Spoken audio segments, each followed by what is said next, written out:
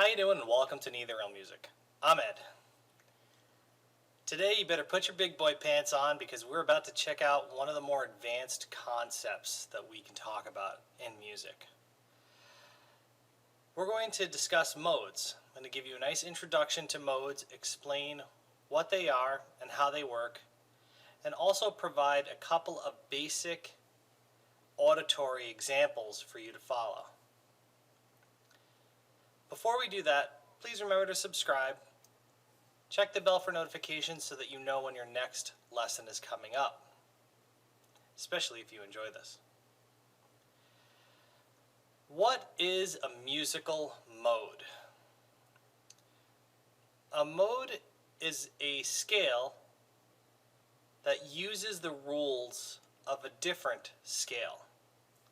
As an example, an Ionian mode is known as major. It is a typical major scale. If I take a C major scale, the letters C, D, E, F, G, A, B, and C, and I change the F to an F sharp, I am applying the rules of a G major scale to a C scale, changing it to C, D, E, F sharp, G, A, B, C. I could also change it in another way. If I change the B to a B flat, making it C, D, E, F, G, A, B flat, C, I'm using the rules of an F scale on a C scale. This concept is used in working emotional content out of chords. When I teach people to songwrite, I try not to teach songwriting from the typical perspective of a school, which is to study a person's songwriting like Mozart, Haydn, Chopin, and then learn the patterns and the concepts that they used and rewrite that. After a while, you realize that the rules that you're taught in the beginning really don't mean anything. Once you apply 12-tone rules or abstract rules or microtonal rules to music, all of the basics that you were taught in the beginning are thrown right out the window. I prefer to teach using emotional content. What type of music do you want? Is it sad? Is it happy? Is it angry? Is it somewhere in between? And then take the chords in the music and fill in that space so that the person, even without seeing something, feels those concepts. Getting back to the point. Since a mode effectively takes one scale and applies a different set of rules to it, we can use that concept to change the emotional content of a song, a chord, or something that we're working on. Modes follow the same pattern chords do in a scale. So if we take a scale, like our C major scale, C is considered a major chord, D is minor, E is minor, F is major, G is major, A is minor, and B is diminished. If we take those concepts and apply a Greek word to each one of them, we now have our modes. So C is Ionian, D is Dorian, E is Phrygian, F is Lydian, G is Mixolydian, A is Aeolian, and B is Locrian. For a moment, let's remove the letters and just give them numbers. The first letter of a scale is Ionian. The second letter of a scale is Dorian. Third letter, Phrygian. Fourth, Lydian. Fifth, Mixolydian. Sixth, Aeolian. And seventh, Locrian. Now we could start applying these concepts to scales and manipulating our scales so that they work in our favor. There are two ways to look at modes. Relative modes are a series in which you will learn them all related to one key. But they will all start with a different letter. So C being Ionian, D being Dorian, E being Phrygian, and so on. Each one of those starts with a different letter. The other way is parallel. Parallel modes all start with the same letter. So you would have C Ionian, C Dorian, C Phrygian, so on and so forth. We can then use those concepts to help us break down solos and create compositions. If we have a pattern that we have been using in a composition and we suddenly change the modes within that pattern, it will give it a different feeling. We can discuss that in a different video. The best way to understand how a mode works, because if I keep talking it will just become more confusing, is to hear how they apply to a fundamental tone. A fundamental tone means that we have one tone and we are listening to the different modes that go over it. Every time you add a tone, like a fifth or a third, the modes that you can use over that shrink. After a while, once we get to 9s, 11s, and 13s, we end up with an expansion again, but still a limited series of tones that will work perfectly over that chord. Sometimes that's not our goal. So let's take a look at a series of examples that will help you hear how modes work in a parallel fashion. Our fundamental tone is going to be C. I'm going to record a bass line of C and then a guitar line of a basic scale going over it. And then I will modify that scale for each mode and go from there. This way you can hear how that fundamental is adjusted and its emotional content changed by the mode that is used over the top of it. Let's take a look at those examples. The first mode we're going to try is C Ionian. 1, 2, 3, 4.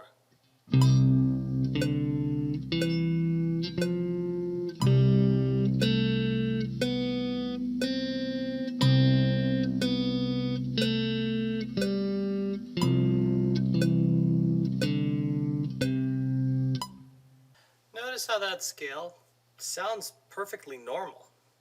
That's because Ionian is considered major mode. It's the scale that we've all gotten used to, your do, re, mi scale. It's very effective. It's used in a lot of pop songs, and it really makes everything sound like home. Now let's take a look at C Dorian. 1, 2, 3, 4.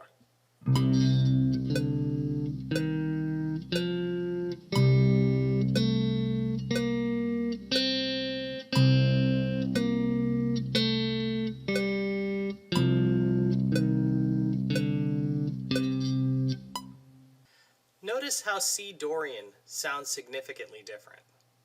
That's because it uses the rules from a B-flat major scale, thus making the C tone sound like a minor. This is a great way to interact with an Ionian scale, which sounds major and sounds like it's at home. If you are writing for a movie or a scene in a play, this would be a great way to show something ominous starting to happen.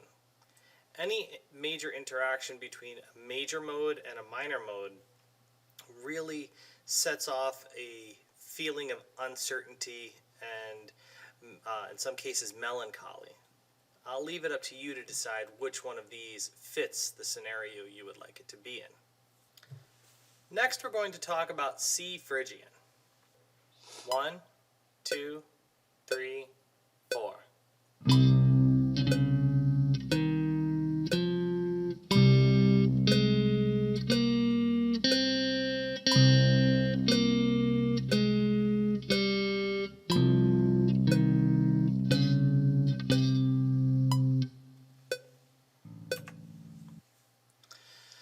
C Phrygian uses the key of A-flat major for its rules, also making the C fundamental tone sound minor.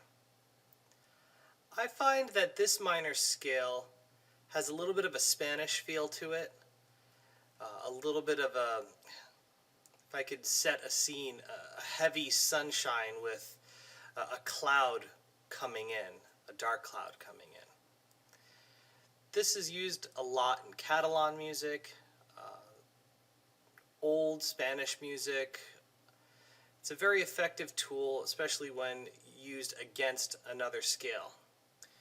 Remember that modes are used to change the emotional content of a fundamental tone. Your version of emotional content will be slightly different than mine. So you might find that a Phrygian scale fits better in the scene that you are trying to write for than a Dorian scale. It's up to you to decide how these are used, where you want to use them, and why. There's no wrong answer. Now we're going to try Lydian mode. Lydian and Mixolydian mode tend to have this feeling of floating. They don't really feel like they go anywhere, and I'll talk about that after we play them. So C Lydian. 1, 2, 3, 4.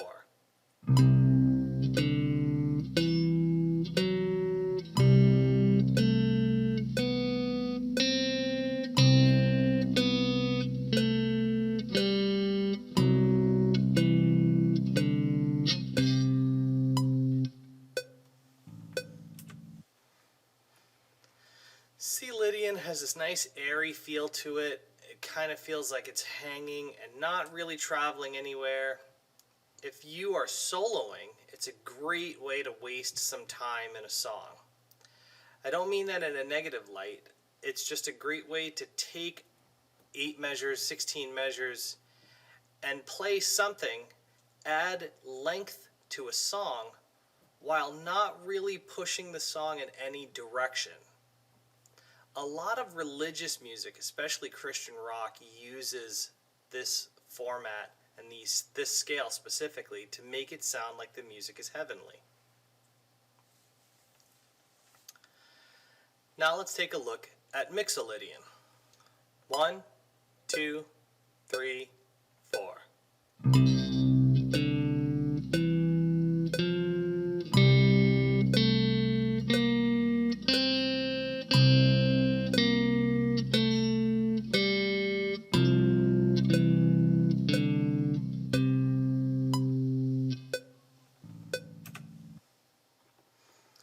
C Mixolydian uses the rules from an F scale, unlike C Lydian, which would use the rules from a G scale. The reason Lydian and Mixolydian sound so airy and so floaty is because we are changing the leading tone structure of the scale. Your leading tones are what define how the scale moves. It creates the tension and release within it. Half steps, like E to F or B to C provide the strongest leading connection. So E wants to go to F and B wants to go to C because it's a half step between them. When we remove those, we end up with a scale that sounds like it's just hanging in the air. We have changed our F to F sharp in the Lydian scale, and we have changed our B to B flat in the Mixolydian scale, thus making them whole steps in between those two structures. Next, we will be looking at the most common mode of all of them, Aeolian mode, also known as minor mode. C Aeolian borrows the rules from E flat major. So let's take a look at that. 1, 2, 3, 4.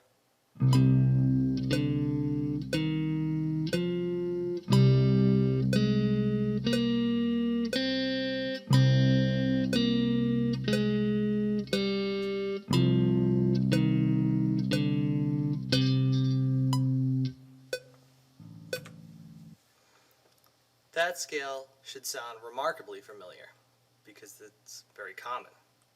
Just like Ionian feeling like it's home but happy sounding, Aeolian feels like it's home but sad sounding. Aeolian has a couple of variants to it that have been used in different structures. We'll talk about those in a future video. Last is our C Locrian. This is the darkest sounding mode. It is based off a diminished chord and uses the rules from a D flat major scale in our case. 1, 2, 3, 4.